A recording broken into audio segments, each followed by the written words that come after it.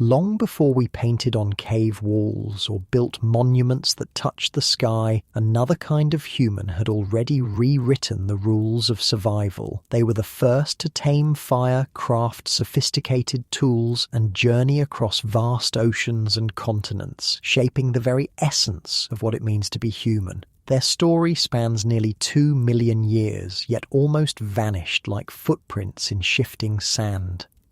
If you're using these to fall asleep, that's literally why I make them, so subscribe maybe, and tell me, where are you and what time? I check comments and it's like Berlin at breakfast, Boston at bedtime, all at once. Who were these remarkable pioneers, and how did they manage to do so much with seemingly so little? Today we follow the journey of Homo erectus, the humans who did everything first. Around 2 million years ago, Africa was transforming. The lush, ancient forests that had blanketed much of the landscape were slowly retreating, giving way to expanding grasslands that stretched toward distant horizons. The climate itself was becoming increasingly unpredictable. Wet seasons arrived without warning and disappeared just as suddenly. Droughts lingered longer than memory. Waterholes that had been reliable for countless generations simply vanished. This was not a world built for certainty. It was a world built for movement. In this shifting landscape, the old ways of life, clinging to the safety of trees, gathering at forest edges, began to fail. The species that had thrived in those green canopies found themselves increasingly exposed.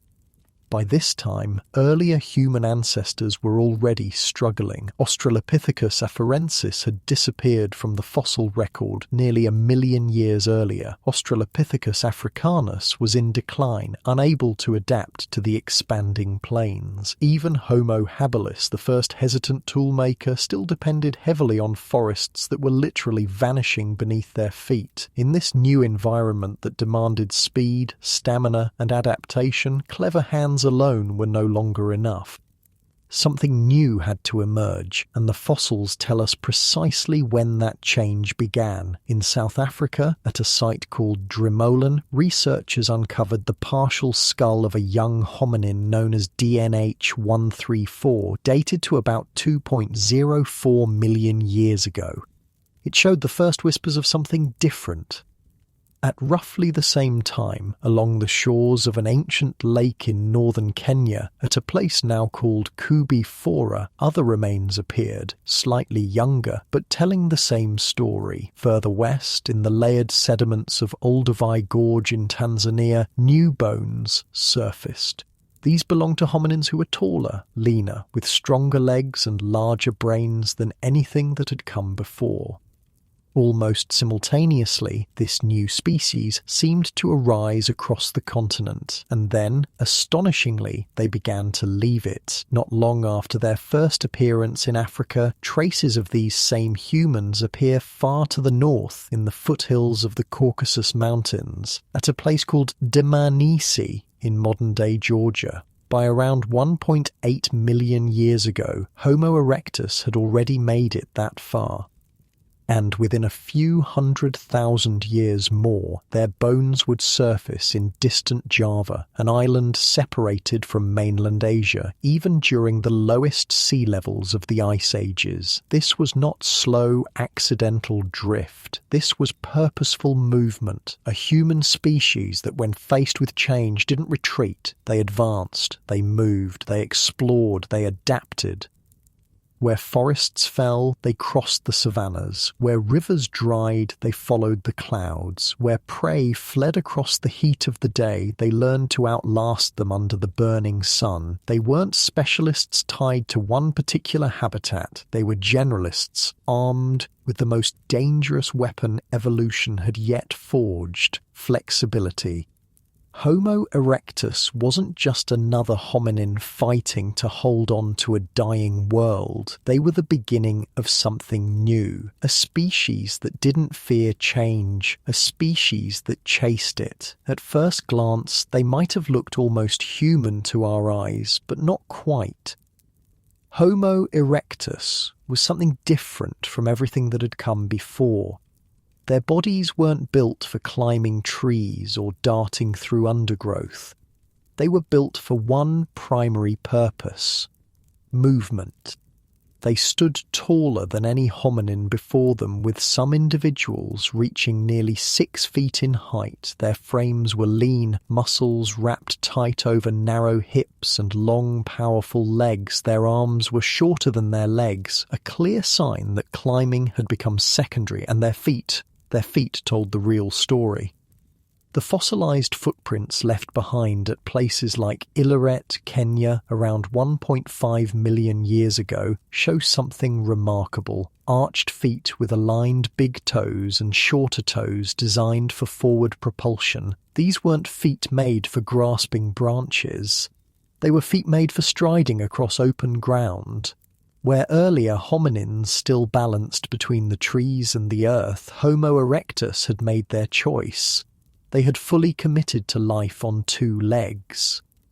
Not just walking, running. Their entire anatomy was optimized for endurance. They developed a spring-like Achilles tendon, able to store and release energy with each step. Their relatively thin, elongated bodies minimized heat retention. A modern-like network of sweat glands kept them cool under the brutal equatorial sun. Their shoulders, freed from the demands of climbing, could now rotate with remarkable ease, perfect for throwing, for hurling a stone or a spear at fleeing prey. They weren't sprinters, they were persistence hunters, chasing animals across endless savanna hour after hour until their prey collapsed from heat exhaustion. In a world where bursts of speed could win a chase but endurance could win a life, Homo erectus chose the long game. They were the first true long-distance runners of our lineage. Inside their skulls, another kind of evolution was unfolding. The early populations carried brains between 600 and 800 cubic centimeters, larger than Homo habilis. Later groups, especially those that reached East Asia, edged closer to 1,000 or even 1,100 cubic centimeters, pushing against the lower borders of what we might consider human-like intelligence. But it wasn't just about size, it was about shape. The frontal lobes, the regions tied to planning, decision-making, and perhaps even rudimentary social bonds, were expanding. Not as developed as ours, certainly, but no longer dominated purely by instinct and reaction. For the first time, a human brain was beginning to think ahead, to imagine tomorrow. Their faces, though, still carried echoes of a deeper past. Heavy brow ridges jutted over their eyes like permanent stone shelves. Their foreheads sloped back sharply, and their skulls stretched long and low. The bones themselves were thick, built for durability rather than delicacy. And where modern humans have a soft, protruding chin, Homo erectus had none, their jaws ending bluntly, their mouths set for chewing tough, raw foods. And yet there were hints of something familiar. Their teeth had shrunk, becoming smaller and more human-like. Their noses projected forward, better suited for breathing dry air during long pursuits. Their cheekbones flattened slightly. If you stood on the edge of a dried riverbed and saw one of them moving across the plain at sunset, silhouetted against the dying light, fire in their hand and the hunt in their eyes, you might hesitate for just a heartbeat. You might wonder, is that one of us? Or something older, something harder, something still learning what it meant to be human? Around 1.7 million years ago, something changed in the dust of East Africa. At Kubifora, along the edge of an ancient river, archaeologists uncovered a handful of stones, not shattered by accident, not crudely bashed apart, but shaped, planned. They weren't the first tools ever made. For hundreds of thousands of years before, early humans had used what we now call the Oldowan toolkit, simple flakes struck from larger rocks, sharp enough for a few quick cuts before being discarded, useful but disposable. A tool for the moment and nothing more. But at Kubifora, something else had taken shape. The stones there had been flaked on both sides, bifacially, with edges carefully worked to a purposeful symmetry. They weren't just sharp, they were standardized. Each blow wasn't random. It was part of a plan held in the mind before the first strike was ever made. This was the dawn of the Acheulean tradition, the first standardized tool technology that would spread across 3 continents and persist for over 1 million years. The Acheulean wasn't just a prettier way of breaking stone, it was a revolution in thought and in survival. To make an older one flake, you needed only impulse. To make an Acheulean hand axe, you needed imagination. You needed the ability to picture a finished tool hidden within the raw stone, and the discipline to bring it out, flake by careful flake. It hinted at something astonishing: foresight, planning, sequencing. The mental architecture needed not just to react to the world, but to shape it in advance. And practically, Acheulean tools changed everything. Older one flakes dulled quickly. They shattered, snapped, demanded constant replacement. Acheulean hand axes could be sharpened and reused over and over again. Their thicker, more robust edges made them tougher against hard bones and heavy work. One hand axe could skin an antelope, butcher it to the bone, dig for roots, slice down saplings, even defend against predators. It was, for its time, a portable survival kit, strong, efficient, reliable. And in a world where energy meant life, this mattered profoundly. With sharper tools, Homo erectus could strip more meat from carcasses, crack thick bones to reach the fatty marrow inside, dig for buried plants too tough for other species to reach. They could access food sources that would have been off-limits to their ancestors. More energy meant more survival. More survival meant more movement. And while their hands shaped stone, their minds were beginning to tame an even older force: fire. By around 1 million years ago, deep inside the darkness of Wonderwerk Cave in South Africa, the blackened bones and ash layers tell a different kind of story. Here, in the dirt pressed by 1 million years of passing seasons, is evidence that Homo erectus didn't just find fire. They kept it. Maybe they couldn't yet spark flame from scratch. But when lightning struck dry grass or embers smouldered after a brush fire, they could capture it, feed it, protect it. And with fire, the nights transformed. Meat, once tough and sinewy, softened over the flames, making more calories available for the growing brain and less needed for powerful jaw muscles. Roots and tubers, once toxic, turned edible when cooked. Predators shrank back from the light, and the cold fear of night gave way to warmth, to security. Around the fire, days could stretch longer into the night. Around the fire, knowledge could pass more easily between generations. Around the fire, something like culture, something lasting, could begin to flicker. Fire didn't just change what Homo erectus ate or how they survived the night. It changed the entire game of human existence. It gave them more food sources, more security against predators, and perhaps most importantly, more time. More time to sit together, more time to communicate, more time to pass on the hard-won knowledge that was becoming increasingly vital for survival. Homo erectus didn't invent survival. That had been there since the dawn of life, but they were the first to transform it into a strategy. One flake, one flame, one long journey at a time. Through these innovations, Erectus reclaimed the most precious resources of all, time and energy. These would fuel the greatest journey any hominin would ever take in humanity's history. Erectus left the comfort of their known environment and headed into the unknown. They stepped out of the forest's shadows and began to shape the world itself.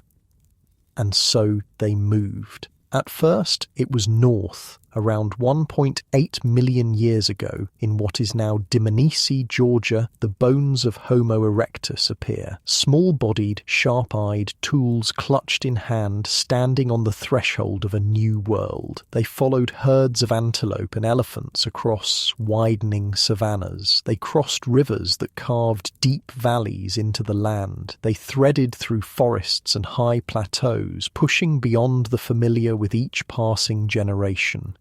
And they didn't stop. By 1.6 million years ago, they had reached northern China, leaving their mark in places like Gongwangling and Lantian. By at least 1.5 million years ago, they were established across Southeast Asia, from the ancient lowlands of Sanggaran to the river valleys of Java. They had crossed whole continents. They had climbed mountain ranges, skirted deserts, forded rivers swollen by the rains.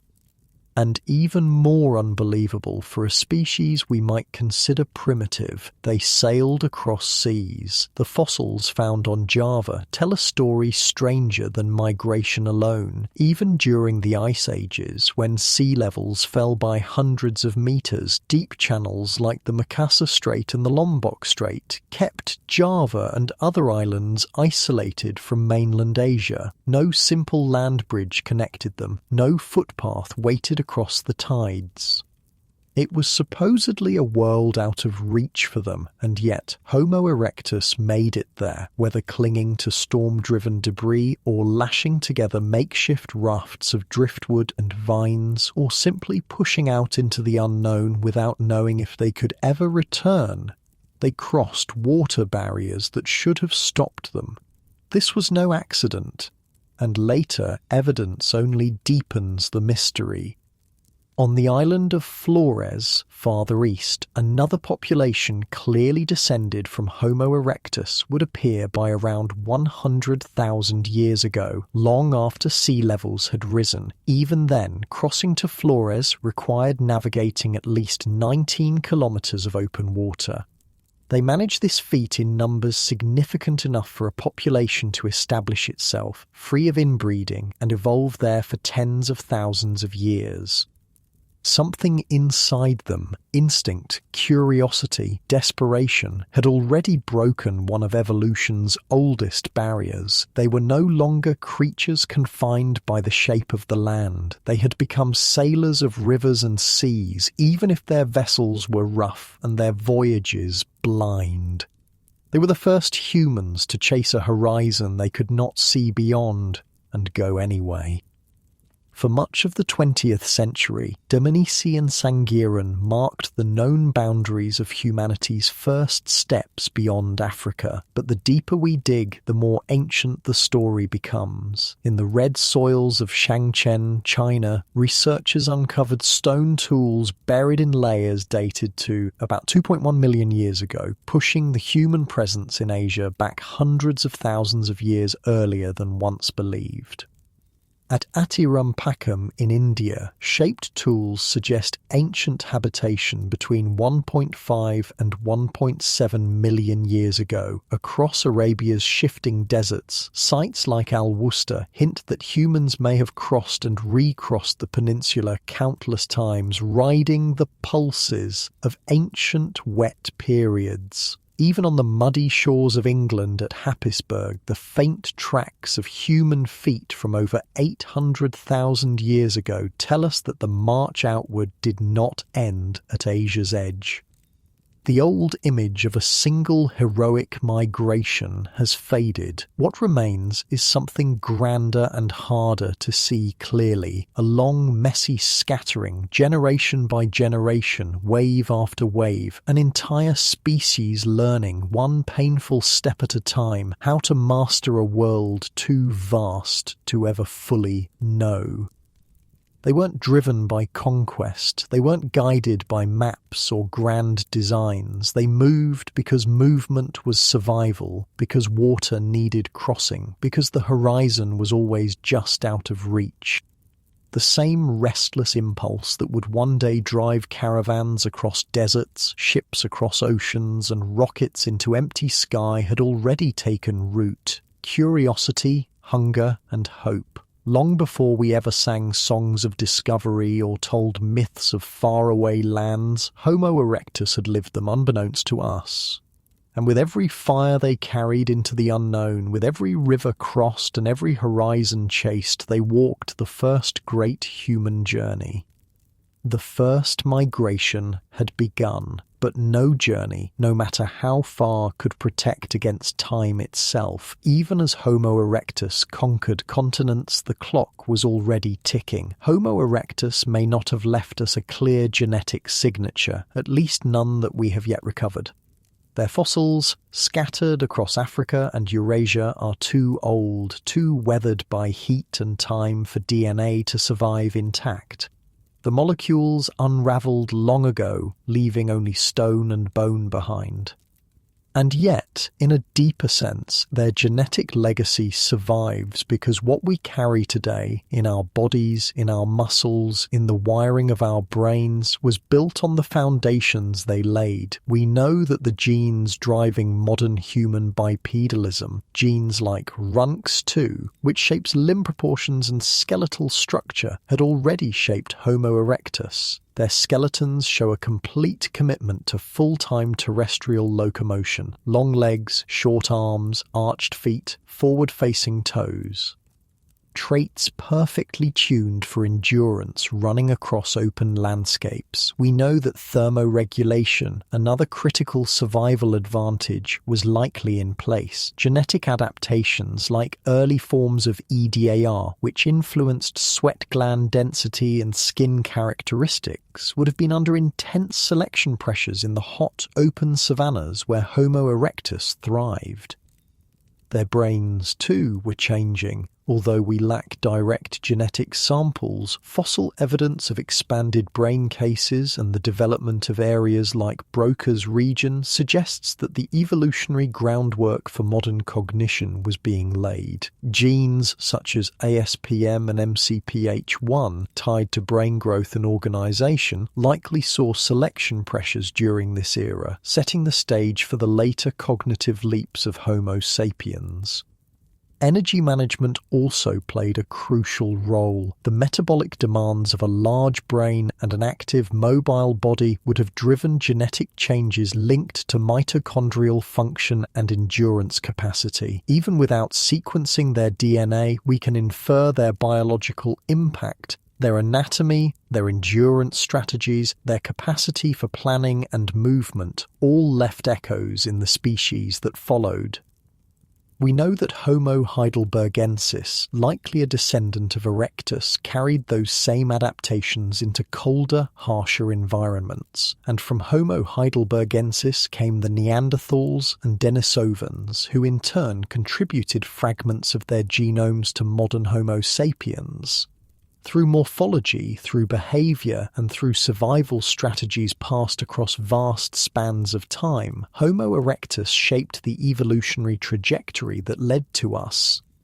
When we run long distances, when we build shelters, when we organize into cooperative groups, we are continuing behavioral patterns that first emerged over 1 million years ago. Many of the fundamental adaptations that define Homo sapiens, our endurance-based body plan, our thermoregulation system, our enlarged and reorganized brains, can be traced back to Homo erectus. Even without direct DNA evidence, their impact is clear. Through the morphology of later species like Homo heidelbergensis, through the survival strategies inherited and refined over generations, Homo erectus established a blueprint that shaped the course of human evolution.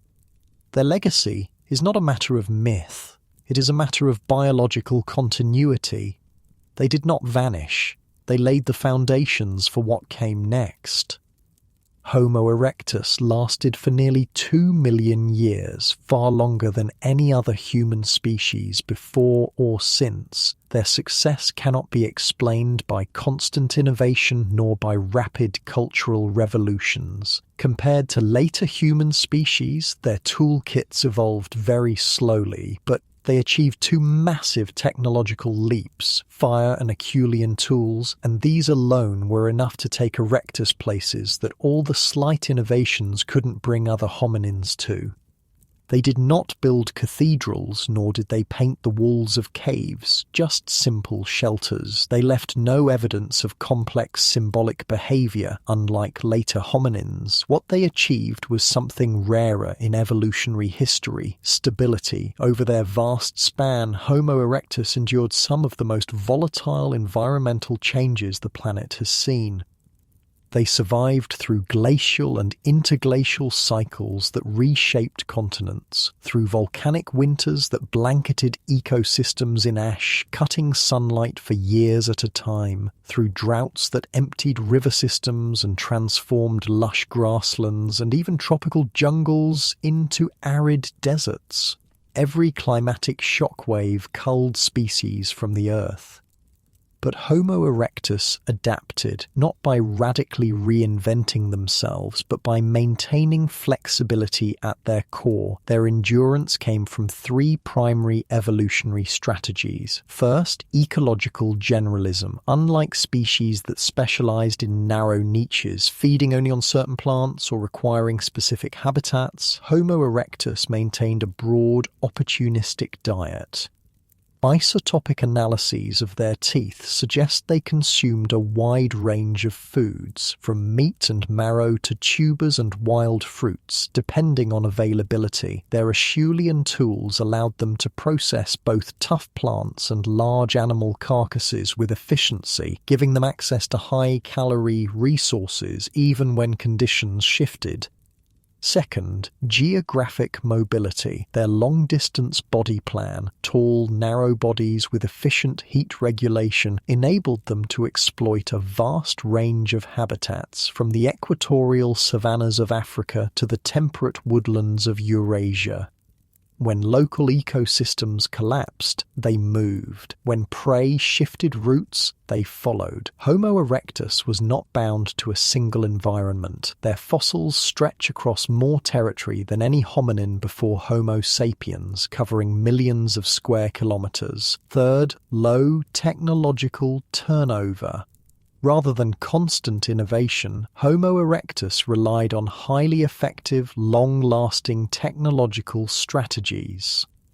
The Acheulean toolkit remained fundamentally unchanged for over 1 million years, a testament to its efficiency. Standardized, reliable, multifunctional tools reduced their dependency on specialized techniques that could fail under new conditions. This combination, generalism, mobility, and technological consistency, created a species resilient to disruption, a species that could persist across environmental chaos that erased many of their contemporaries. It was not superior intelligence that secured their place. It was adaptability. It was persistence. When the world changed, Homo erectus did not resist. They moved, they adjusted, they endured, and in doing so, they became the longest surviving member of the human family. The first true global wanderers, the true definition of jack of all trades, master of none. But no journey, no matter how far, could protect against time itself. Even as Homo erectus conquered continents, the clock was already ticking. For nearly 2 million years, Homo erectus had endured everything the world could throw at them. But even the most successful survival strategies have limits. Their disappearance was not sudden. It was not the result of a single catastrophe. It was a slow, uneven process, shaped by forces that Homo erectus could neither foresee nor control. Over time, the environments they had mastered continued to shift beneath their feet. From around 800,000 years ago, the Earth's climate entered a period of increasing instability. Glacial cycles became sharper, swinging more rapidly between deep freezes and intense warming. Rainfall patterns shifted. River systems collapsed. Habitats fragmented into isolated pockets, severing once connected populations from each other. Small, isolated groups are more vulnerable to extinction. With fewer individuals, genetic diversity shrinks, inbreeding rises, local disasters, droughts, floods, volcanic eruptions can wipe out entire lineages with no chance of recolonization. The vast, connected world that Homo erectus once navigated was breaking into smaller, harsher fragments. At the same time, new forms of humans were beginning to emerge.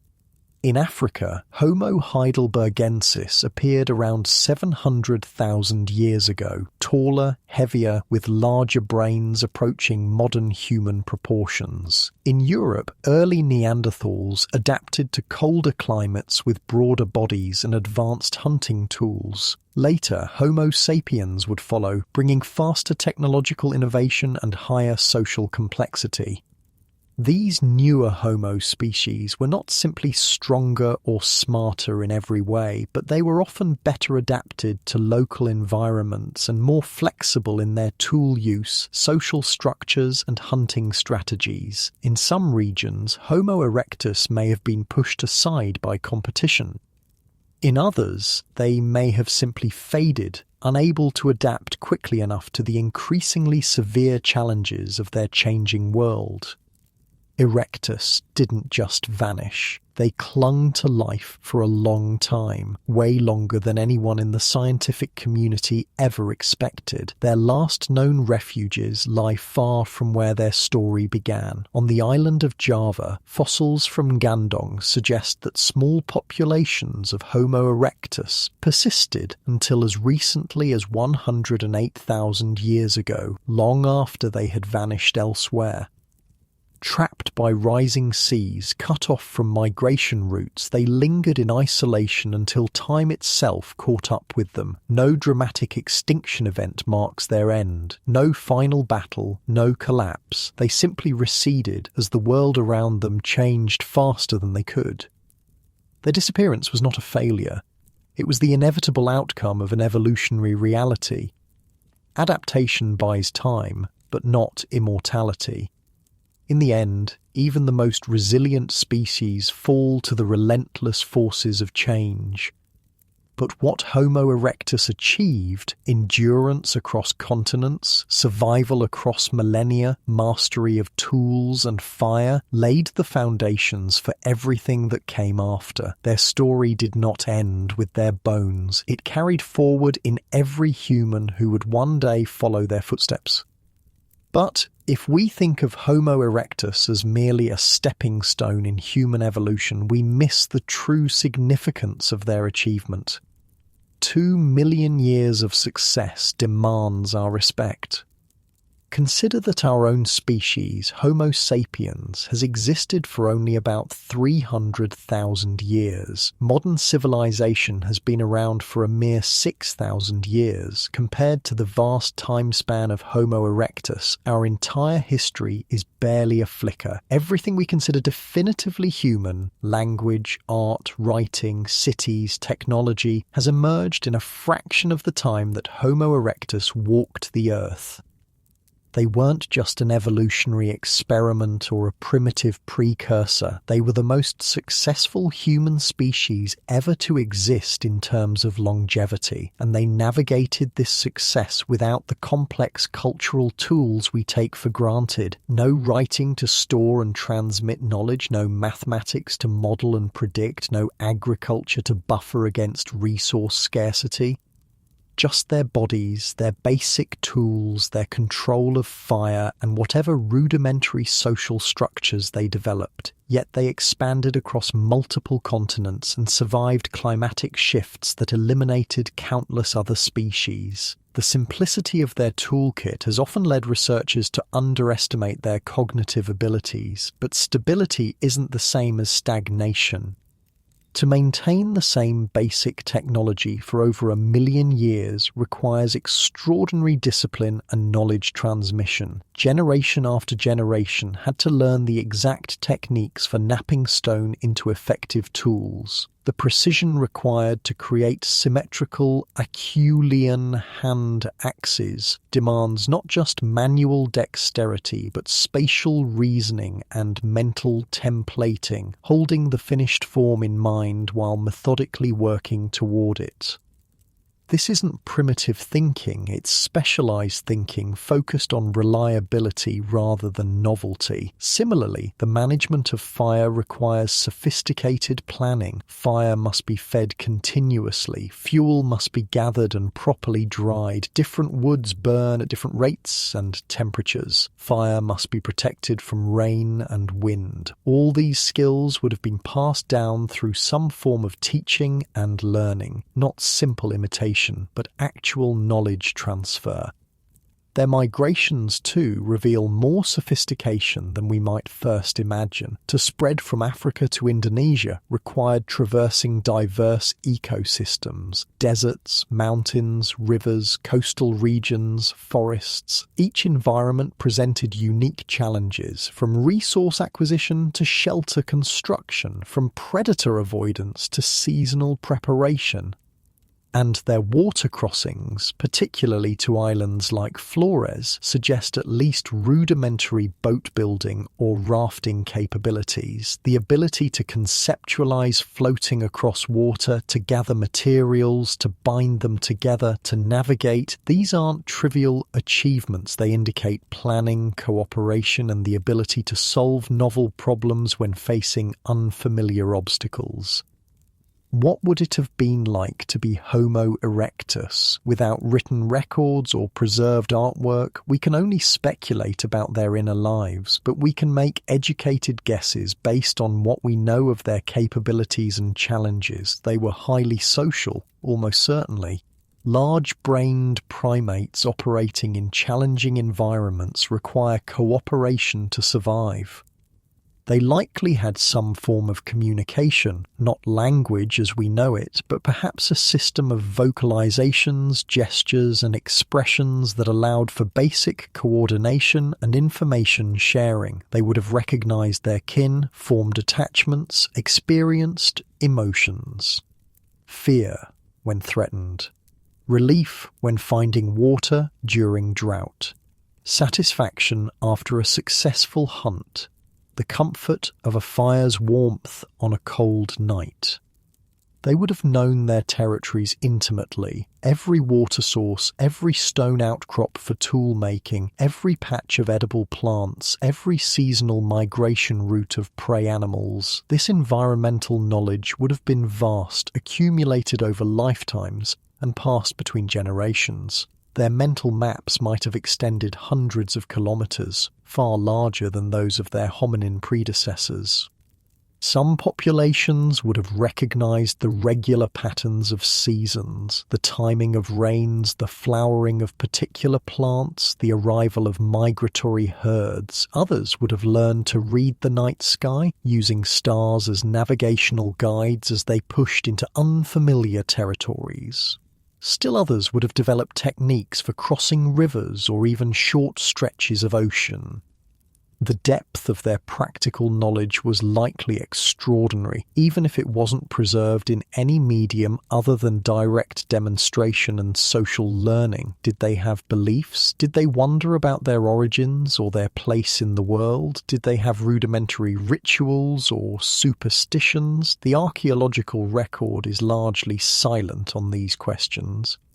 Unlike later human species, Homo erectus left no burial sites with grave goods, no cave paintings, no carved figurines, none of the clear markers of symbolic thinking that we associate with spiritual beliefs. But absence of evidence isn't evidence of absence. Cognitive capabilities evolved gradually. The neurological foundations for abstract thinking were developing in the Homo erectus brain.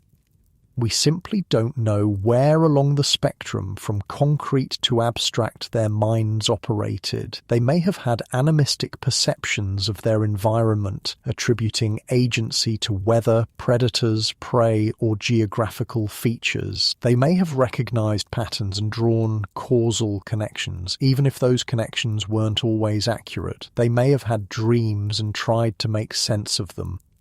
As social beings, they likely had customs, ways of doing things that were passed down and maintained not just for practical reasons, but for social cohesion. Proper ways to make tools, proper ways to butcher animals, proper ways to share food. These customs, reinforced through social feedback, might represent the earliest glimmers of culture, shared behaviors that unified groups and distinguished them from others.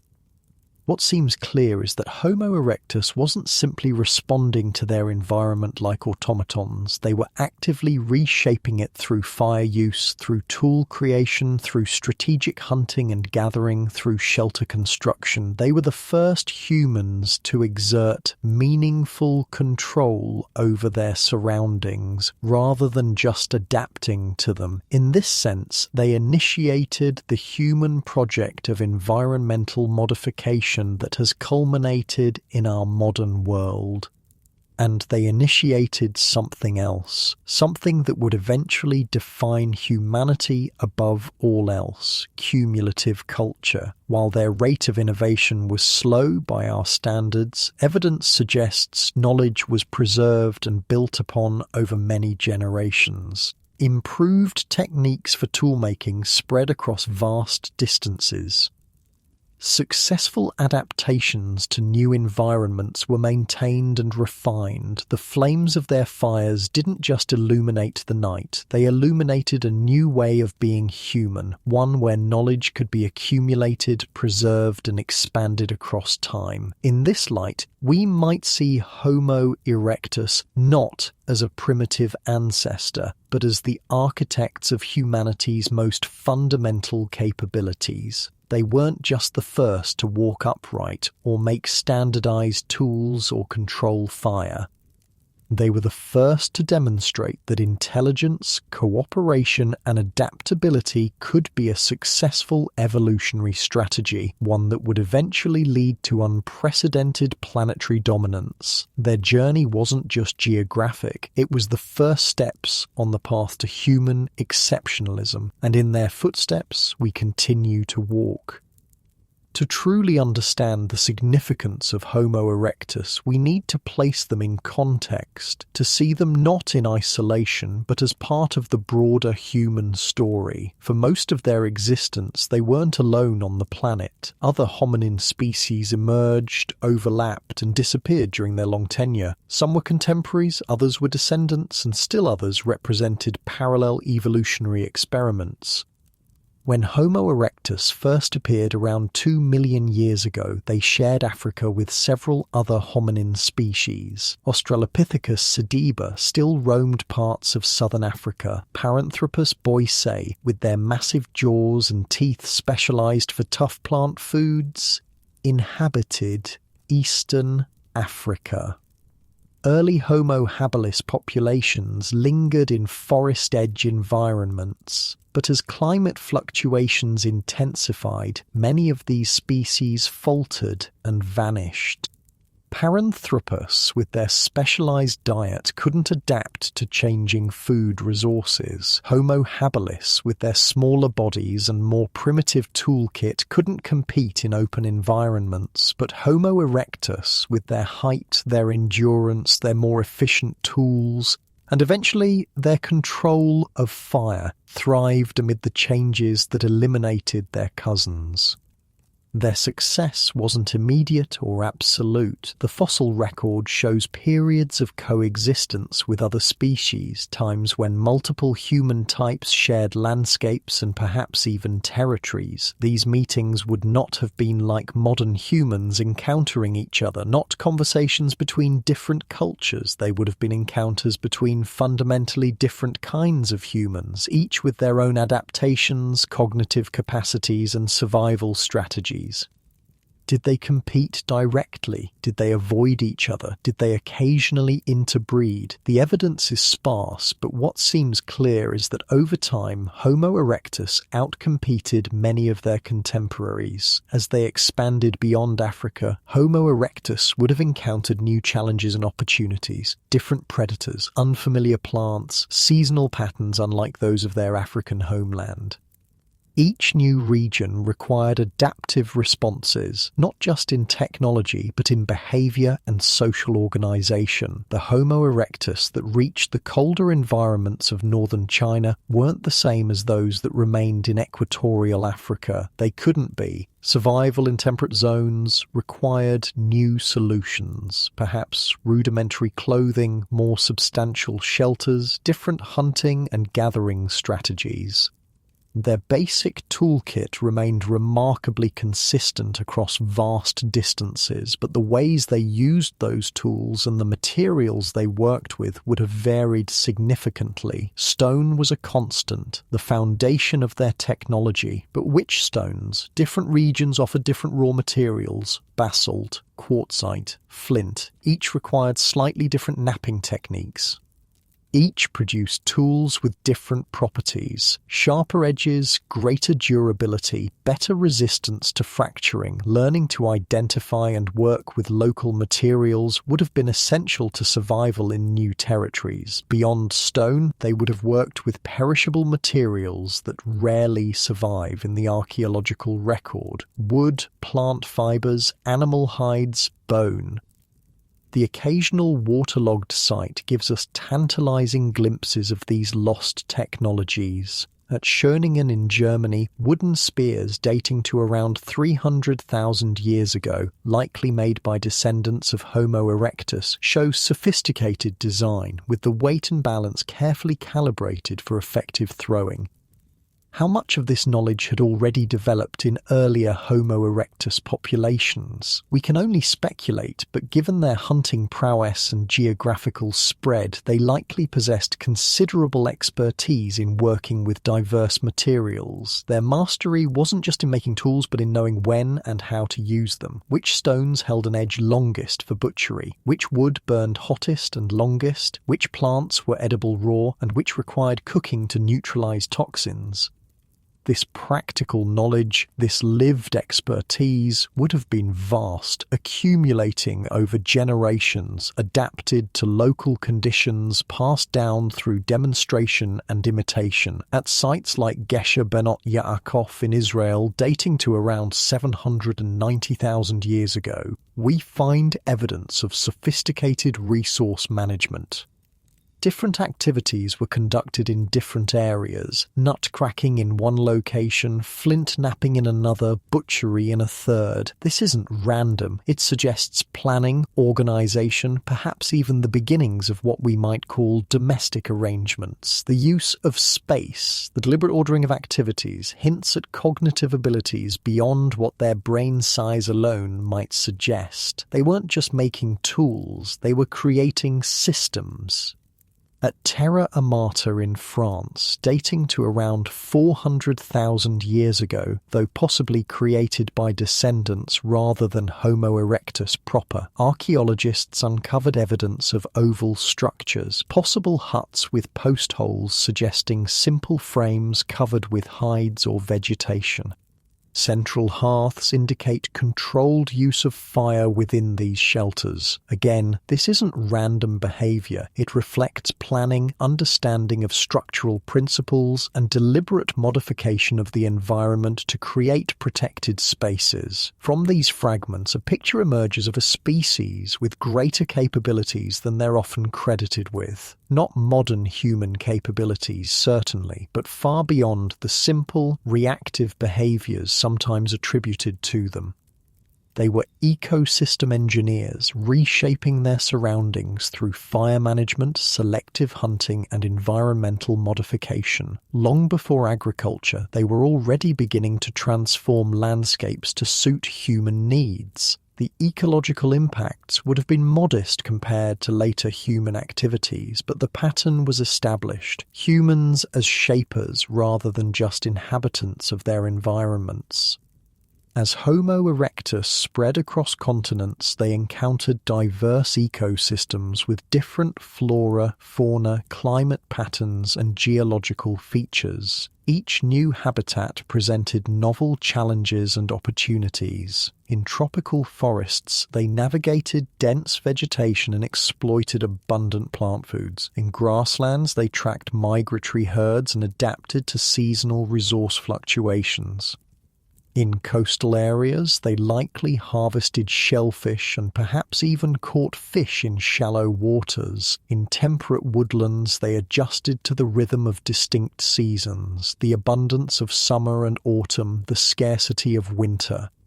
This environmental flexibility is remarkable. Most species are specialists, adapted to particular niches. Homo erectus was among the first true generalists, able to thrive across dramatically different settings by adjusting behavior rather than waiting for biological adaptation. This adaptability wasn't just physical but cognitive. It required observation, memory, planning, and problem solving. It necessitated mental maps of territories, knowledge of seasonal patterns, understanding of animal behaviors, recognition of plant properties. The cognitive demands of this lifestyle were substantial, pushing the development of bigger, more complex brains with expanded capacities for learning and information processing. We see this in the gradual increase in brain size over the span of Homo erectus evolution, from early specimens with brain volumes around 600 cubic centimeters to later ones approaching 1,100 cubic centimeters. Not a smooth, continuous increase, but a general trend toward larger, more complex brains capable of managing the challenges of diverse environments and social groups. Social complexity likely increased alongside environmental adaptability. Living in open landscapes with predators like lions, hyenas, and saber-toothed cats required cooperation for defense, for hunting, for child rearing. The fossil record occasionally provides glimpses of this social dimension. At the site of Dmanisi in Georgia, archaeologists discovered the skull of an elderly individual who had lost almost all their teeth long before death, yet had clearly survived for years in this condition. They couldn't have processed food effectively without help. Someone, family members, group companions, must have assisted them, providing softer foods or pre-chewing tougher items. This suggests social bonds beyond mere cooperation for immediate survival. It hints at compassion, at recognition of mutual dependence, at the beginnings of the deep social connections that would later define humanity. Similarly, at Cima de los Huesos in Spain, a site associated with Homo heidelbergensis, likely descended from Homo erectus, researchers found the skeleton of an adolescent with a severe congenital deformity that would have made independent survival impossible. Yet this individual lived to approximately 8 years of age, evidently cared for by their social group despite their inability to contribute to subsistence activities. These examples, while from species that followed Homo erectus, suggest that the foundations of human social complexity, of care, compassion, and group cohesion beyond immediate self-interest, were likely already developing in these early human populations. The social lives of Homo erectus would have been structured around practical necessities: food acquisition, territory defense, knowledge transmission, child rearing. But within these functional structures, the seeds of more complex social relationships were being planted. The recognition of individual personalities, the formation of lasting bonds, the development of social hierarchies and roles. Without language as we understand it, communication would have relied on a combination of vocalizations, gestures, facial expressions, and shared attention. Not as sophisticated as modern human communication, but likely more complex than anything seen in non-human primates. The ability to coordinate activities, to hunt cooperatively, to defend against predators, to teach tool-making techniques, required effective information sharing. The details of their communication system are lost to time, but its effectiveness is evidenced by their success across diverse environments and over such an extended time span. Their social groups were probably fluid, expanding and contracting with resource availability.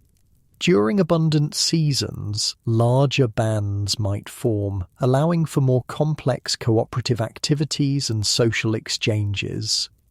During lean periods, they might disperse into smaller family units to reduce competition for limited resources. This flexibility, this ability to scale social organization to environmental conditions, would have been a crucial adaptation. Within these groups, knowledge would have been transmitted through observation, imitation, and guided practice. Young Homo erectus would have watched adults making tools, tracking animals, gathering plants, tending fires.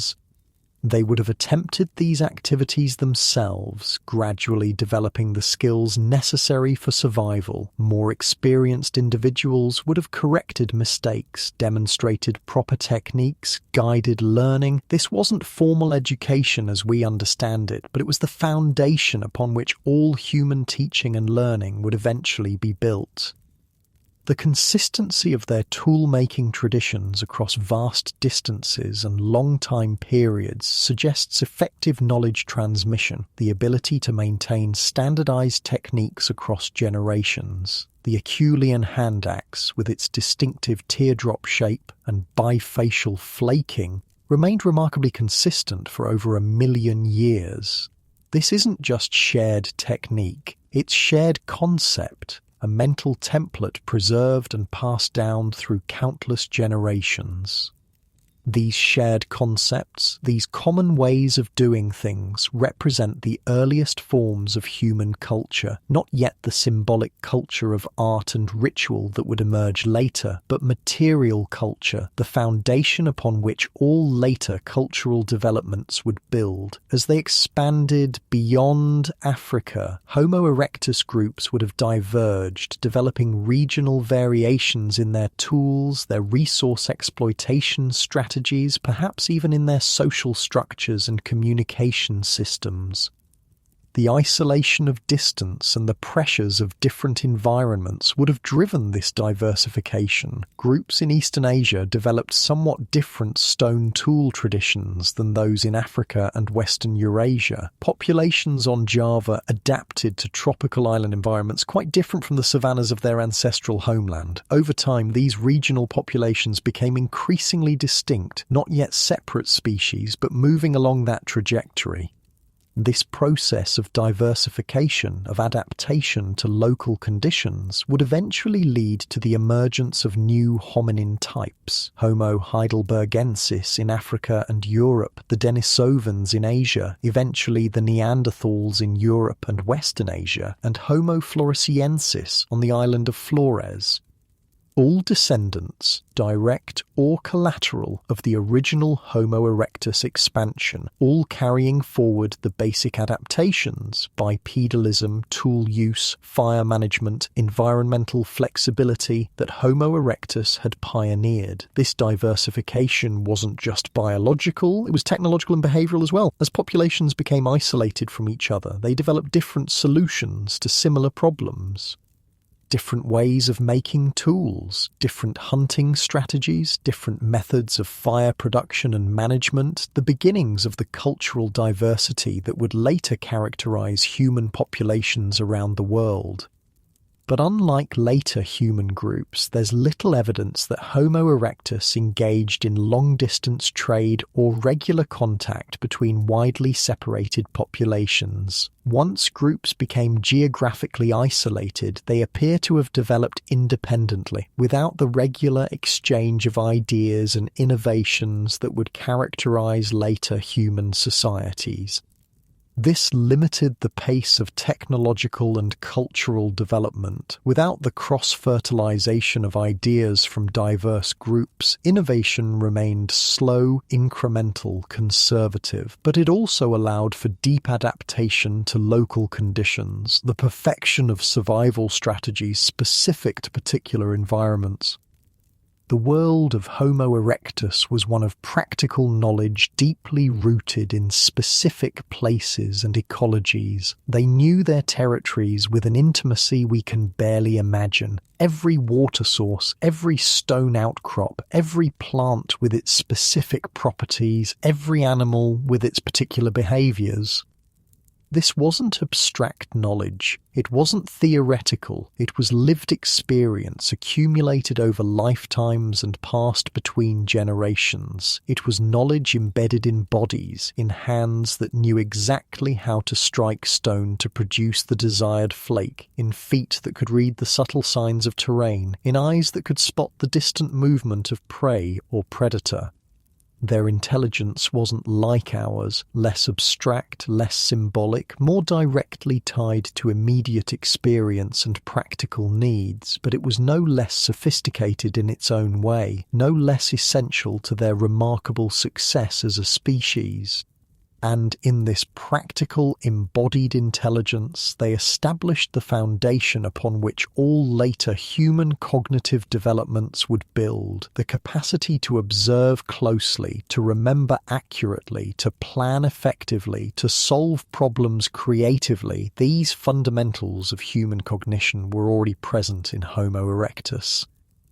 Even without language as we know it, they were thinking beings, conscious of their world, responsive to its challenges, capable of learning and innovation within the constraints of their cognitive architecture. As the first humans to truly master diverse environments, they were also the first to encounter the full range of Earth's moods and faces. They experienced droughts that turned grasslands to dust, floods that drowned familiar territories, volcanic eruptions that darkened skies and chilled the land, ice ages that drove them southward or forced radical adaptations to cold, warm periods that transformed landscapes, brought new competitors, changed everything they knew. Through it all, they persisted, not by outthinking these challenges, not with technology or science as we understand them, but by moving, adapting, adjusting. When conditions became untenable, they walked away, finding new places where life was possible. When familiar resources disappeared, they found new ones. When temperatures dropped, they migrated south or learned to cope with cold. This capacity for practical response to environmental change, this adaptability grounded in observation and memory rather than theory and planning, was their greatest strength. It allowed them to weather climate shifts that eliminated many other species. It enabled them to inhabit more diverse environments than any hominin before them. But it also had limitations. Without the ability to model and predict environmental changes, they could only react, not prepare. Without the capacity to innovate rapidly, they couldn't develop new technologies to address novel challenges. Without the social structures to support knowledge accumulation beyond practical skills, they couldn't build the complex societies that would later buffer humans against environmental threats. These limitations wouldn't matter for most of their existence. Their practical adaptability was more than sufficient for the challenges they faced. But eventually, as climate fluctuations intensified and new hominin species emerged with different capabilities, these constraints would begin to tell. The very stability that had served them so well, the consistency of their toolkit, the reliability of their survival strategies, became a limitation in a world changing faster than their pace of adaptation. Still, we shouldn't view their eventual replacement by other human species as a failure. 2 million years of successful existence, expanding across continents, adapting to diverse environments, surviving countless climatic shifts, is an extraordinary achievement by any measure. They weren't a false start or an evolutionary dead end. They were the most successful human species ever to exist in terms of longevity. They were the pioneers who proved that the human adaptive strategy, intelligence, cooperation, tool use, fire, could work on a global scale. And in their bones, in their tools, in the traces of their camps and hearths, they left us a record not just of their existence, but of the foundations upon which all later human achievements would build.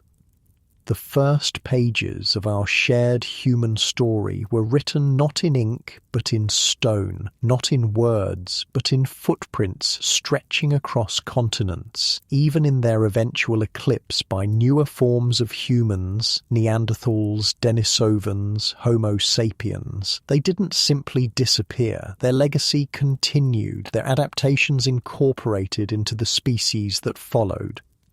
In some cases through direct descent, in others through the environmental and technological foundations they established. The world that later humans inherited was already a human world, shaped by millions of years of hominin presence and adaptation. Homo erectus wasn't just the first chapter in the human story. They were the prologue, setting the stage, establishing the themes, creating the conditions for everything that would follow. The story of Homo erectus is also the story of how we've come to understand them, a journey of discovery spanning centuries, fraught with misinterpretations, breakthroughs, and gradual revelations. Our understanding of these ancient humans has evolved almost as dramatically as they themselves did. The first Homo erectus fossil was discovered in 1891 on the island of Java by Dutch anatomist Eugène Dubois. He wasn't looking for an ancient human species specifically. He was searching for the missing link between apes and humans that had been predicted following Darwin's theory of evolution. What he found was a skull cap, a femur, and a few teeth along the banks of the Solo River. The skull cap was thick, with prominent brow ridges and a low, sloping forehead, clearly not modern human, but also not ape-like. The femur, however, indicated that this creature had walked upright, just as humans do. Dubois named his discovery Pithecanthropus erectus, upright ape man, positioning it as that hypothesized transitional form between apes and humans. The scientific community was skeptical, even hostile. Some claimed the fossils came from different individuals, perhaps the skull cap from an ape and the femur from a human. Others suggested they represented a pathological modern human. Still others simply refused to accept that such a creature could have existed at all. Dubois became so frustrated with the criticism that he reportedly locked the fossils away under the floorboards of his home for decades. It wasn't until the 1930s, when more fossils were discovered in Java and China, that Dubois' find was vindicated. At Zhoukoudian near Beijing, a team led by Davidson Black and later Franz Weidenreich uncovered a treasure trove of fossils, skulls, teeth, limb bones, along with stone tools and evidence of fire use. These Peking man fossils, now lost, destroyed during World War II, confirmed many of Dubois' conclusions. Here was indeed an upright walking human ancestor with a brain larger than apes but smaller than modern humans. By the mid-20th century, similar fossils had been found across Asia and Africa. The name was standardized to Homo erectus, placing them firmly within our own genus, recognizing them as human rather than transitional between apes and humans. But the full significance of Homo erectus was still not appreciated. They were viewed primarily as primitive ancestors, interesting primarily for what they could tell us about the evolution of Homo sapiens. Their adaptations were recognized but undervalued. Their technological achievements were acknowledged but often dismissed as simple and static. Their expansive geographical range was noted but not fully understood in terms of the cognitive and social capabilities it implied. It wasn't until the late 20th and early 21st centuries that our perception of Homo erectus began to change dramatically. New dating techniques revealed their extraordinary longevity as a species. Detailed analysis of their tools showed surprising sophistication and standardization. Environmental reconstructions demonstrated the diverse habitats they successfully colonized. Most importantly, discoveries at sites like Dmanisi in Georgia, Illoret in Kenya, and Sangiran in Indonesia helped fill in the picture of their biology, behavior, and geographical spread. We began to see Homo erectus not just as an ancestor, but as a remarkably successful human species in their own right, one that established the fundamental pattern of what it means to be human long before Homo sapiens appeared on the scene. The history of our understanding of Homo erectus mirrors our changing perception of human evolution more broadly. We've moved from a simple linear model, a march of progress from primitive to advanced, to a complex branching tree with multiple human species coexisting, competing, occasionally interbreeding, and following different evolutionary trajectories. In this new understanding, Homo erectus wasn't simply a stage on the way to us. They were a parallel experiment in being human, one that worked extraordinarily well for an incredibly long time. The challenge in reconstructing their lives lies in the fragmentary nature of the evidence. Bones preserve only under specific conditions, and even then they tell us primarily about anatomy, not behavior. Stone tools last practically forever, but represent only a small fraction of the technology these humans would have used. The perishable materials like wood, fibre, and hide have mostly vanished over the millennia. Fire leaves traces, but distinguishing between natural wildfires and controlled human use can be difficult for the oldest sites, and the social dynamics, communication systems, and cognitive processes that defined their daily existence leave little direct evidence in the archaeological record. We're left piecing together a puzzle with most of the pieces missing, using what we know about modern humans, other primates, and the environmental contexts in which Homo erectus lived to fill in the gaps. This inevitably involves speculation, informed by evidence, but still reaching beyond what we can know with certainty. Yet the outlines of their story have become increasingly clear, a story not of primitive brutes stumbling toward humanity, but of innovative pioneers establishing what humanity would become.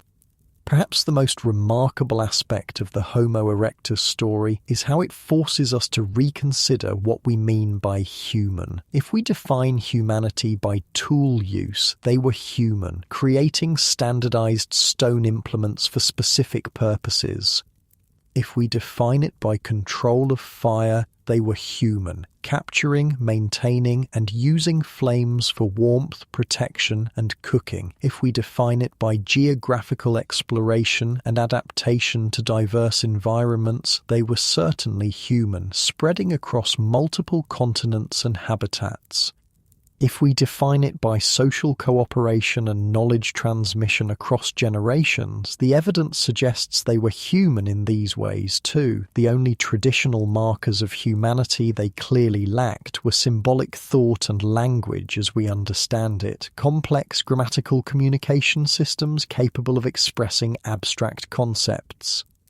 But even here, the boundaries are blurring. The planning required for their tool production, fire maintenance, and long-distance migrations suggests at least rudimentary forms of abstract thinking, the ability to conceptualize futures beyond the immediate present, to hold mental templates for tools, to recognize patterns in seasons and animal behaviors. Their communication systems, while almost certainly not language as we know it, must have been sophisticated enough to coordinate group activities, transmit technical knowledge, and maintain social cohesion. In light of this evidence, perhaps we should understand humanity not as a single threshold that was crossed at some point in the past, but as a set of capabilities that emerged gradually over millions of years. Homo erectus, in this view, was not pre-human or proto-human. They were human, just human in a different way than we are. Their humanity was focused on practical interaction with their environment, on survival through adaptation and resilience, on technologies that changed slowly but worked reliably across diverse conditions. Our humanity, by contrast, is heavily invested in symbolic systems, in rapid technological change, in cultural structures that buffer us against environmental pressures. Neither form is inherently superior, just adapted to different conditions and possibilities.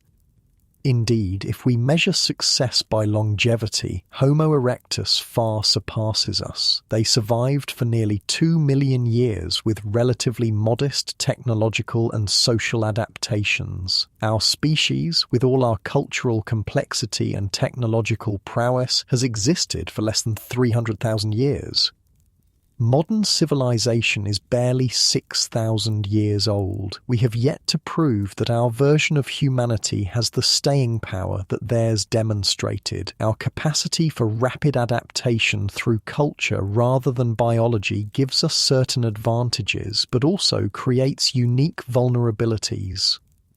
We change our environments faster than we can adapt to the consequences of those changes. We develop technologies whose long-term impacts we cannot fully predict. We build social systems of increasing complexity that may contain the seeds of their own collapse. In this context, the Homo erectus strategy of slow, sustainable adaptation aligned with environmental realities rather than opposed to them offers an intriguing counterpoint to our own approach. This isn't to romanticize their existence. Life for Homo erectus was undoubtedly challenging, marked by constant effort to secure food, avoid predators, find shelter, and survive environmental fluctuations. Infant and child mortality was likely high. Injuries would have been common and often fatal without medical care. Periods of scarcity would have meant hunger and sometimes starvation. Competition with other hominin species and between different Homo erectus groups would have occasionally erupted into violence. Their lives were not idyllic by any modern standard, but neither were they nasty, brutish, and short as early anthropologists sometimes characterized them. The fossil record shows individuals who survived serious injuries and lived into what we would consider old age. Their geographical expansion demonstrates remarkable success across diverse environments. Their technological consistency over such long time periods suggests effective knowledge transmission between generations. These aren't the hallmarks of a species barely clinging to survival. They're evidence of a highly adaptive, successful human lineage that found a sustainable balance with their environment and maintained it for millennia.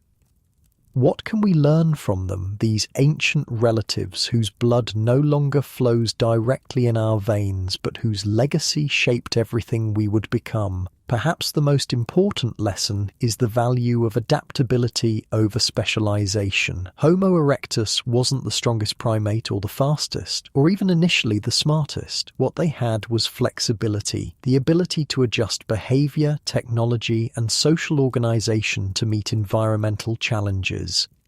In a world of increasing specialization where we become experts in narrower and narrower domains, there's wisdom in remembering the generalist strategy that served our ancestors so well. Another lesson might be patience. The pace of Homo erectus life was dictated by immediate needs and seasonal rhythms, not artificial deadlines or arbitrary productivity metrics. Their technology evolved slowly, with innovations thoroughly tested by time before becoming standard. Their migrations unfolded over generations, not dictated by 5-year plans or quarterly goals. In our world of accelerating change and constant urgency, there's something to be said for a longer perspective, for solutions that work reliably over time rather than momentarily dazzling innovations that quickly become obsolete. Perhaps most importantly, they remind us that humanity has always been about adaptation, about finding ways to live within environmental constraints rather than simply overcoming them. For most of human history, our ancestors survived by understanding and working with natural systems, not by attempting to dominate them. As we face the consequences of our departure from this approach, climate change, biodiversity loss, resource depletion, the Homo erectus story offers an alternative model of human success.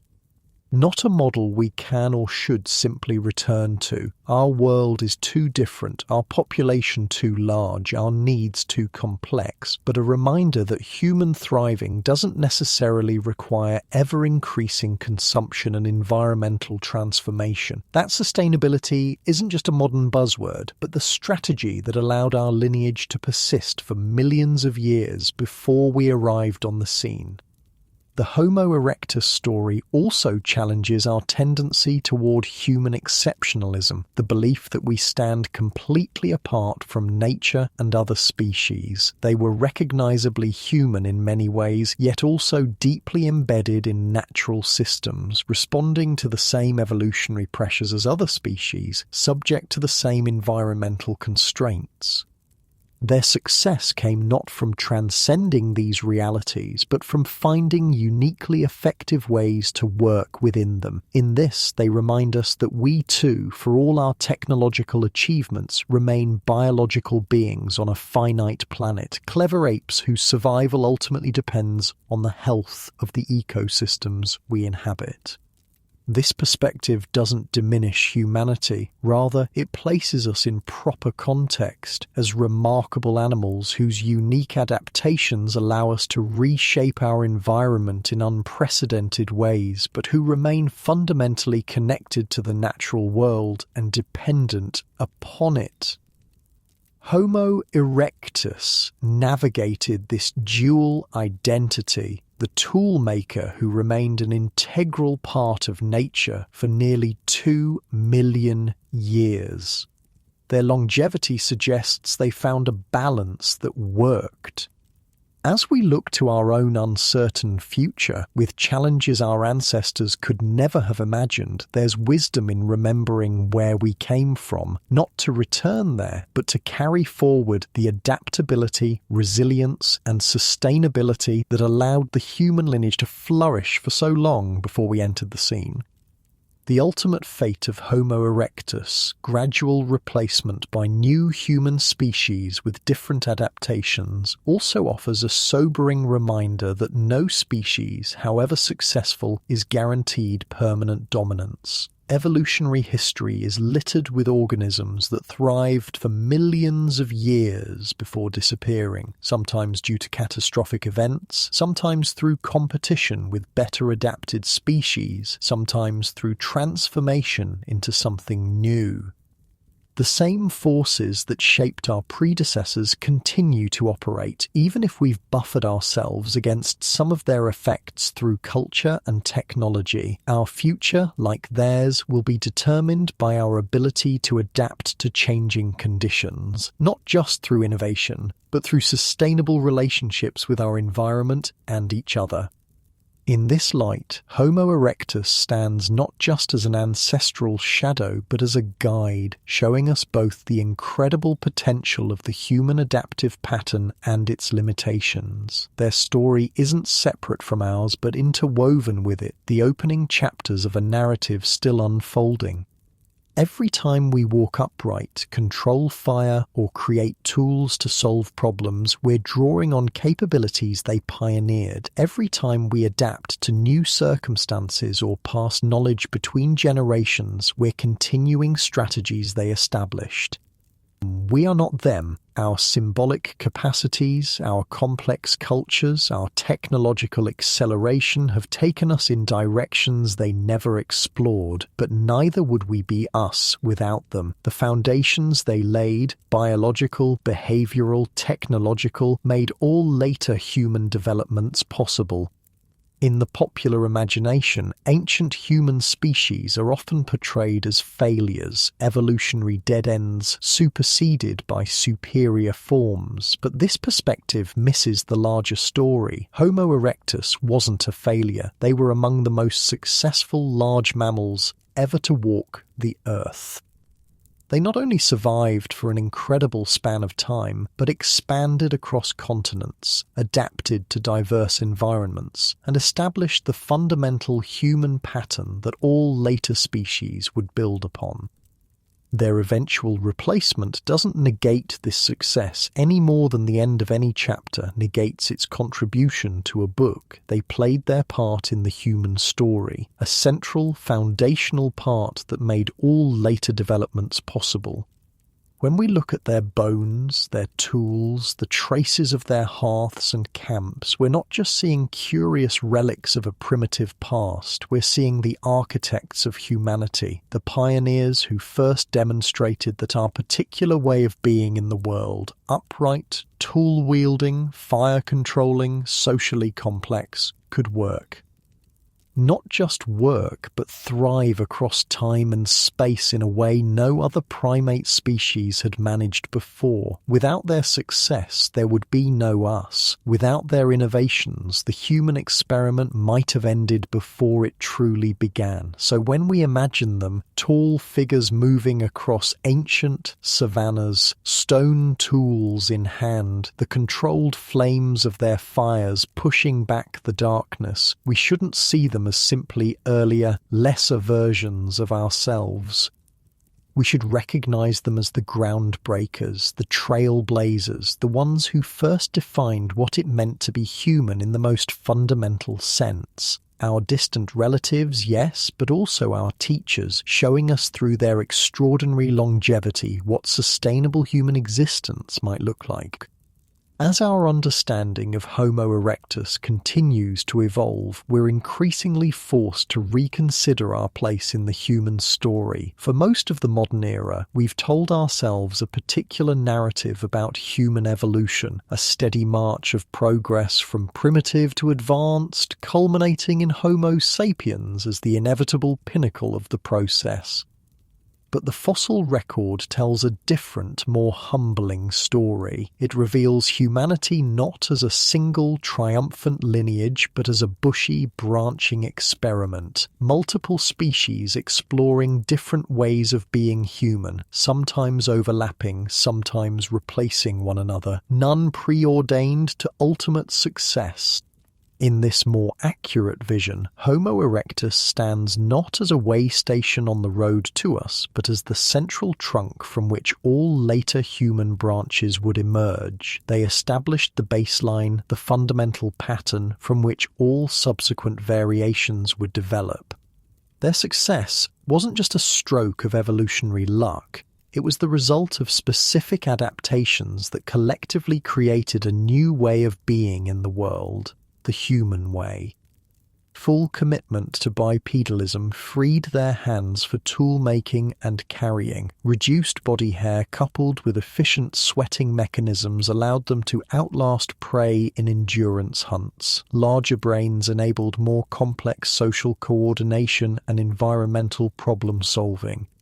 Precision grip facilitated sophisticated tool creation. Control of fire expanded their dietary options and provided protection. Together, these adaptations created a positive feedback loop, each enhancement supporting and amplifying the others. This wasn't just another primate finding its niche. It was the emergence of an entirely new ecological strategy, one based on behavioral flexibility rather than specialized anatomy, on cultural adaptation rather than purely biological change. Homo erectus didn't just adapt to environments as they found them, they began the uniquely human practice of adapting environments to their needs through fire, through tools, through cooperative social structures. They weren't the first primates to use tools or live in groups, but they were the first to combine these elements into a package so successful it would spread across continents and persist for millions of years. In this light, we might see them not just as our ancestors, but as the inventors of humanity. As an evolutionary strategy, they discovered and developed the basic approach that all later human species would refine but never fundamentally reinvent. When Neanderthals created more sophisticated tools, when Homo sapiens developed symbolic art and complex language, they were building on the foundation Homo erectus had established, not replacing it but elaborating it, taking the basic human strategy in new directions, but still operating within the parameters Homo erectus had defined. Even today, with all our technological marvels and cultural complexity, we remain recognizably their descendants, bipedal primates who use tools, control fire, live in social groups, and adapt our environment to our needs rather than simply adapting ourselves to it. The distance between us and them is vast in some ways. Our symbols, our technologies, our social structures far exceed anything they created, but the underlying approach to survival, the basic strategy of being human, remains remarkably consistent. We still rely on cooperation, on knowledge transmission between generations, on technological solutions to environmental challenges. We still use our hands to make and manipulate tools, our legs to move efficiently across landscapes, our large brains to navigate complex social interactions and solve problems. In the most fundamental sense, we're still doing what they pioneered, just with more elaborate tools and more complex social arrangements. The core of being human was already there, already established in the tall figures moving across ancient savannas with hand axes and controlled fire.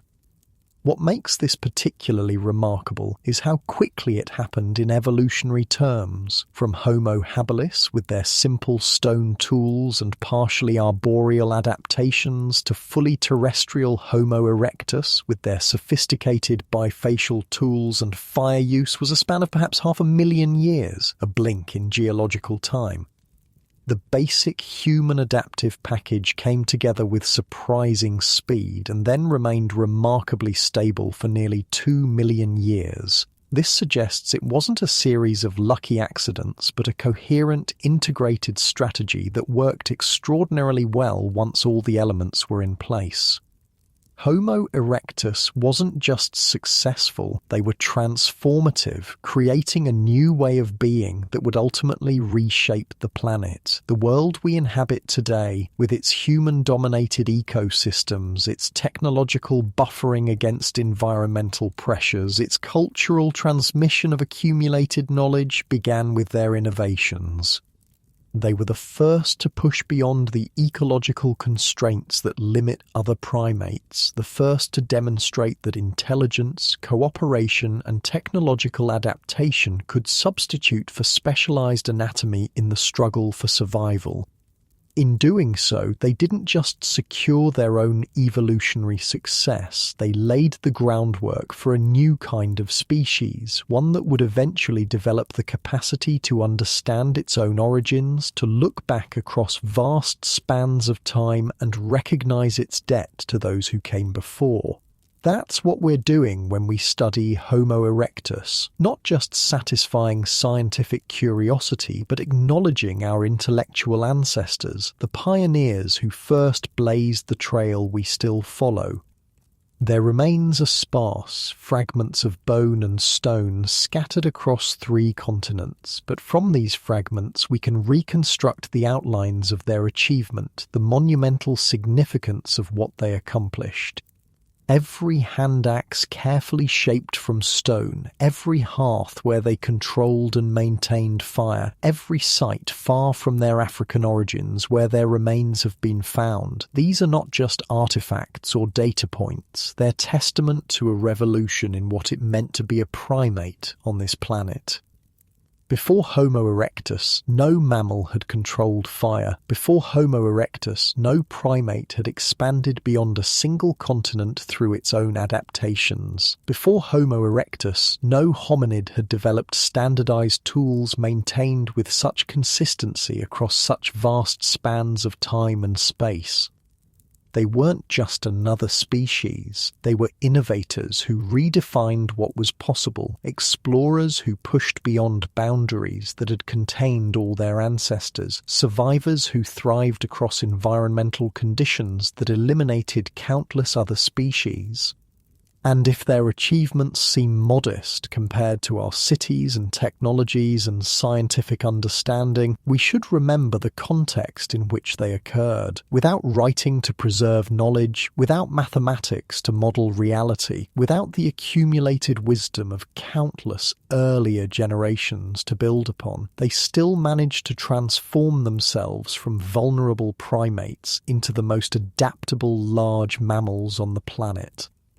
Starting with nothing but their bodies and minds, they created the foundations upon which all later human achievements would build. They didn't have the advantage of standing on the shoulders of giants as we do. They were the first giants, raising themselves up from the limitations of their primate heritage through intelligence, cooperation, and innovation. In this sense, their achievements might be considered more impressive than our own. We inherit a world already shaped by human hands, already filled with human knowledge and technology. They created the human world from scratch, with no blueprint to follow, no examples to imitate. Every tool they knapped, every fire they tended, every new territory they explored was unprecedented, a step into the unknown with nothing but their wits and their social bonds to sustain them. And they didn't just survive, they thrived, expanding across landscapes no previous hominid had inhabited, adapting to conditions no previous primate had mastered. Their success wasn't fleeting either. For most of their existence, from roughly 2 million to about 500,000 years ago, they were the only human species on the planet, the sole representatives of the new evolutionary strategy they had pioneered. It was only relatively late in their tenure that new human types began to emerge. Homo heidelbergensis in Africa and Europe around 700,000 years ago, early Neanderthals in Europe around 400,000 years ago, our own species in Africa around 300,000 years ago. And even then, Homo erectus persisted, continuing their long success story in Asia even as other human species rose to prominence elsewhere. Their final populations on Java survived until just over 100,000 years ago, meaning they overlapped in time with fully modern Homo sapiens. This extended timeline, this sharing of the planet with multiple human species for hundreds of thousands of years, raises intriguing questions. Did our ancestors ever encounter late surviving Homo erectus populations? If so, what did they make of these other humans? Similar in some ways, but distinct in others. Did they see them as rivals to be eliminated, as potential mates, as simply other beings sharing the landscape? Did knowledge or technologies transfer between the species? The evidence is sparse, but the possibility of such encounters reminds us how recently our planet hosted multiple types of humans, a situation that had been the norm for most of human evolutionary history. Our current solitude as the only human species is the exception, not the rule. For most of the time, humans have walked the earth. Multiple versions of humanity coexisted, each with their own adaptations, their own technologies, their own ways of being in the world. This more diverse human past should prompt us to reconsider what we mean by human, to recognize that our current form is just one expression of humanity among many that have existed, not the inevitable or only possible outcome of human evolution. Homo erectus, Neanderthals, Denisovans, Homo floresiensis. These weren't failed experiments on the way to us. They were successful adaptations to particular environments and conditions, alternative versions of humanity that worked well in their contexts for hundreds of thousands of years. Their eventual disappearance doesn't indicate inferiority, but simply the outcome of complex competitive interactions, changing environmental conditions, and perhaps, in some cases, absorption through interbreeding rather than replacement. The human story isn't a linear progression, but a complex branching and occasional reconvergence, with multiple strategies being tested simultaneously across different regions and environments. In this more accurate vision, Homo erectus occupies a position of particular importance, not as a primitive stage to be transcended, but as the foundational human adaptation upon which all later variations would build. They weren't just another branch on the human family tree. They were the trunk from which all later branches emerged, directly or indirectly. Without their success, without their innovations, the human experiment might have ended before it truly began.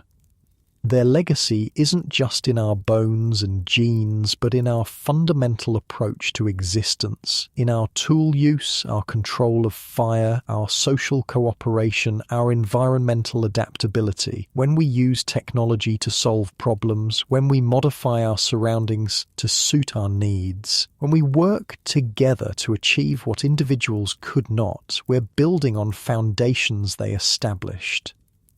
Even our restless exploration, our push beyond familiar boundaries, echoes their ancient migrations across continents and seas. The curiosity that drives our science, the adaptability that allows us to inhabit nearly every ecosystem on the planet, the technological ingenuity that has transformed our relationship with our environment, all have their roots in capacities Homo erectus first developed. They were the original human pioneers, the first to venture beyond the known, the first to reshape their relationship with the natural world through intelligence and innovation. This doesn't mean we should romanticize them or their existence. Their lives were undoubtedly challenging in ways we can barely imagine. Constant effort to secure food, avoid predators, find shelter, survive environmental fluctuations. They didn't possess our symbolic capacities, our abstract thinking, our complex language. Their technologies, while remarkable for their time, were limited compared to what would follow. Their social structures, while cooperative, likely lacked the elaborate institutions and specialization that characterize modern human societies. But recognizing these differences doesn't diminish their achievement. Rather, it highlights the remarkable foundation they built with such limited tools, cognitive, technological, and social. Starting with little more than their bodies and basic stone implements, they created a new way of being that would ultimately transform the planet. Every human achievement that followed, from the cave paintings of our Ice Age ancestors to the cities of early civilizations to our modern global society, built upon what they started. Without their initial breakthrough, without their demonstration that the human adaptive strategy could work, none of what followed would have been possible. In this sense, we are all their inheritors, carrying forward the evolutionary innovation they pioneered, even as we've elaborated it in ways they could never have imagined. When we look to the stars and dream of exploring beyond our planet, we're expressing the same impulse that drove them beyond Africa into unknown territories. When we develop new technologies to solve environmental challenges, we're building on their discovery that tools could expand human capabilities. When we cooperate to achieve collective goals, we're extending their social innovations. The distance between their hand axes and our spacecraft is vast, but the underlying approach, using intelligence, cooperation, and technology to overcome limitations, remains the same. This continuity across vast spans of time and dramatic technological change speaks to the fundamental soundness of the strategy Homo erectus pioneered. It worked for them for nearly 2 million years. Modified and elaborated, it has continued to work for every human species that followed.